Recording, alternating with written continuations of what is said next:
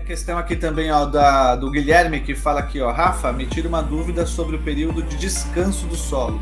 É correto adicionar pequenas porções de alguns ingredientes ou só deixa descansar e faz o replantio? Desde já agradeço. Se for o descanso, no caso que ele deve estar falando, é entre um ciclo e outro, né? Se ele retirou muito nutriente desse solo, ele pode repor, sim. É interessante repor e deixar descansar mais um tempo. Agora, se ele acha que já na primeira vez adicionou muito nutriente, a planta não sentiu falta de nada, na verdade, nem amareou as folhas, acha que ficou super tranquilo, ele pode usar de novo sem repor nada e repor só depois do outro ciclo, não tem problema também. Muito dos cultivos a gente sempre fala do tal do pH, do potencial hidrogeniônico ali, né?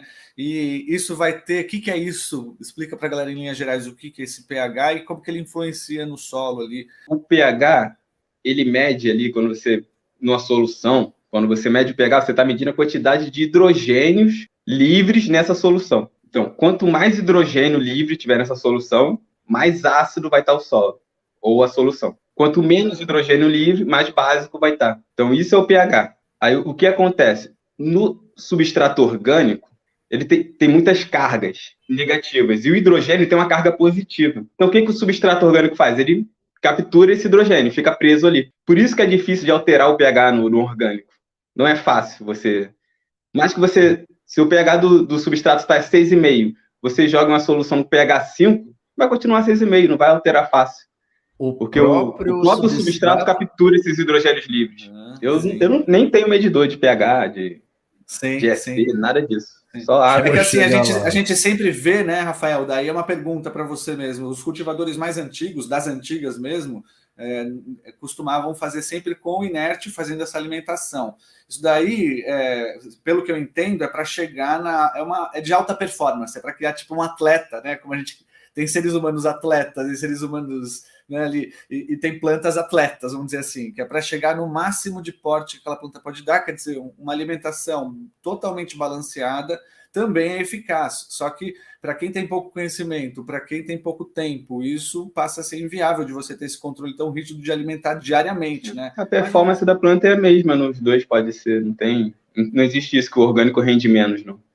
A questão é que a galera trouxe esse conhecimento da hidroponia, e antigamente todos os cultivos indoor eram hidropônicos, né? Principalmente lá fora, Sim. Estados Unidos. Sim. Então a galera foi pegando de fórum de lá e foi pegando todos os conceitos da hidroponia.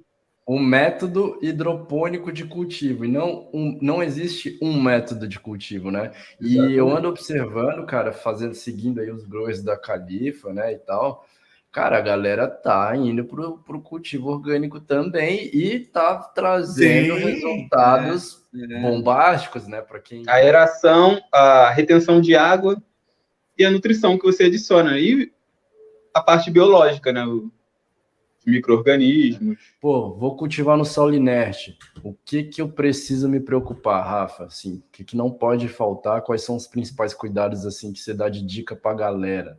Tem que medir o pH. Vai ter que medir o pH da solução que você fizer com o seu fertilizante. Você vai ter que ter uma noção da quantidade que está colocando de nutrientes. Então, dependendo do fertilizante, tem esses de garrafinha que já vem pronto, já te diz a dose, né? Você coloca ali 2 ml em 1 litro de água. Agora, se você pegar Plant Prod, esses NPK 10-10-10, 20-20-20, você vai ter que medir EC, ppm, né? Para saber quanto que tem ali de sais. Uhum. E ter uma noção do quanto a planta aguenta de sal, né? Na fase que ela tiver. Para o cara que está iniciando, isso deve ser tá soando como siglas e loucuras e não sei o que, né? Mas assim, isso é uma medição que você pode obter com um termômetro, tipo um termômetrozinho que você insere na água e ele vai dar essa medição, né? A planta de cannabis é um pH neutro, né, Rafa? É perto do neutro. Se você for fazer inerte, é um pouquinho mais ácido. A galera usa ali entre 5,8 e 6,2. É um pH bom. Então, você medindo isso, você sabe quanto que tem de nutriente ali, é isso? E quanto que tá esse pH. Ou seja, se tiver desequilibrado, o que acontece? Por que não é interessante disso estar desequilibrado sem estar desse 5,8 até 6,5, 7? Esses H+, que ficam livres na solução, que diz, né, se está ácido ou básico, eles às vezes vão se relacionar com essas formas químicas dos nutrientes. Que os nutrientes estão em determinadas formas, tipo, o fósforo não está lá em P no solo, ele está numa forma iônica, né? Uhum. A mesma coisa no hidrogênio, Exato. só o potássio que fica na forma dele, que é K+, o resto não, o resto está numa forma química. E os H+, eles vão ficar interagindo com essas formas químicas e mudando essa forma. E a planta, ela absorve formas específicas. Essa é a questão do Exato. pH. É como se fosse, só para a galera entender, um grande jogo de Tetris, que os H+ ficam trafegando e mudando a forma e explodindo, porque à medida que os H+ vão se interagindo com alguns outros elementos, ele faz ali um elemento que a planta absorve, aí a planta vai lá e consegue consumir. Aí todo o resto ela não consegue, sacou? Sensacional. Sacou? Tem fósforo no solo, mas o pH está errado. Então o fósforo está numa forma que a planta não consegue absorver. Mas o fósforo está ali no solo, a planta não absorbe. Exato. É isso que acontece com o pH. A impressão que a galera tem é que assim, não, eu tô aqui com o meu nutriente, ele tem nitrogênio, potássio, fósforo, e eu tô colocando ali e a planta já vai consumir aquilo lá, é como se tivesse consumido aquelas bolinhas, e não, aquilo precisa passar por um processo, né? Esses H+ precisam trafegar por dentro do substrato ali, eles precisam se combinar para que a planta consiga processar a fórmula específica daquele nutriente, porque não é só ter o fósforo, o potássio, o cálcio e o nitrogênio. E a questão da overfert, hein, Rafa? Sempre a gente ouve falar, é isso que fica lá. O bicho papão do solo inerte. Né? É porque acho que um dos grandes.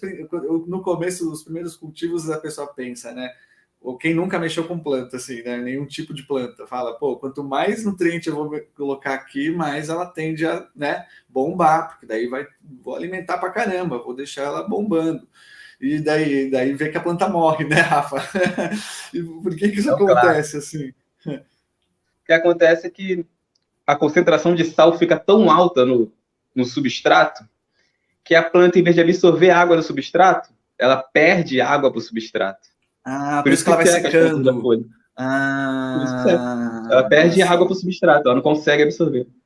É isso que acontece, tem muito sal ali. Né? O sinalzinho, as folhinhas lá na pontinha começando a sentir, porque como ela está perdendo, ela começa a perder, ela começa a não conseguir levar água, principalmente para as pontas das plantas, que são o lugar mais frágil. Rafa, o flush, né, lavar esse substrato ajuda nisso a equilibrar ou não? Ajuda principalmente com o nitrogênio e o potássio. Esses nutrientes, quando você joga água, a água já carrega eles rápido. E tem que lavar os quanto? Outros ainda demora ter certeza que lavou. Joga quantas vezes o volume do vaso ali para ter noção se... Pelo menos umas 4 vezes ali, né? Para você dar uma lavar boa mesmo, limpada. né? Literalmente. Só que daí você não vai deixar esse substrato totalmente inerte depois? Ou ainda vai conter alguma coisa ali? Deve ficar alguma coisa, mas bem pouco. Mas se você está fazendo inerte, né? Você depois adiciona de novo o nutriente. Só que numa quantidade menor para não acontecer a mesma coisa. Exato. Quem nunca, né, galera? Quem nunca deu aquele